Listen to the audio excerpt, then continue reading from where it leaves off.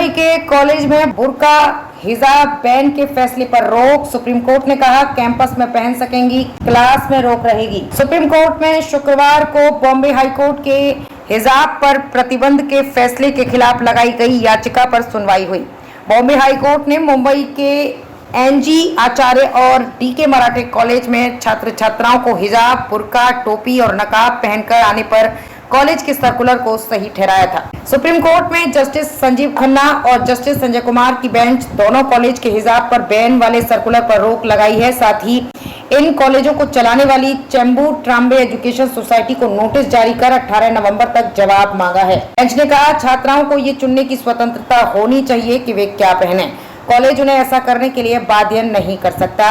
ये दुर्भाग्यपूर्ण है कि आपको अचानक पता चलता है कि देश में कई धर्म हैं। अगर कॉलेज का इरादा छात्राओं की धार्मिक आस्था को उजागर न करने का था तो उसने तिलक और बिंदी पर प्रतिबंध क्यों नहीं लगाया। क्लास में बुर्का पहनने की अनुमति नहीं दी जा सकती।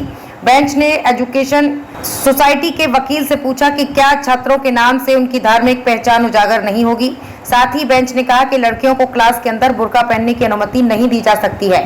कॉलेज कैंपस में किसी भी धार्मिक गतिविधि की भी परमिशन नहीं दी जा सकती है।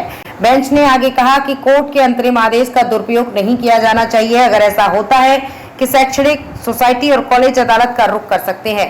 कोर्ट में जैनब अब्दुल कयूम सहित याचिकाकर्ताओं की ओर से पेश सीनियर एडवोकेट कॉलिन गोंजाल्वेस और अबीहा जैदी ने कहा कि कॉलेज के हिजाब पर बैन के कारण छात्राएं क्लास नहीं ले पा रही थी। कॉलेज के सर्कुलर में क्या है? एनजी आचार्य और डीके मराठे कॉलेज के प्रशासन ने हिजाब, नकाब, बुर्का, स्टोल और टोपी पहनने पर बैन लगाया हुआ है।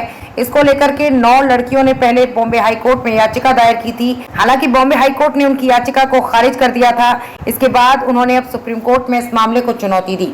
हाई कोर्ट ने आगे कहा कि ड्रेस कोड को अनुशासन बनाए रखने के लागू किया गया है। ये संविधान के तहत कॉलेज के शैक्षणिक संस्थान की स्थापना और प्रशासन के मौलिक अधिकार के अनुरूप है। इसी बयान के साथ कोर्ट ने याचिका को खारिज कर दिया था।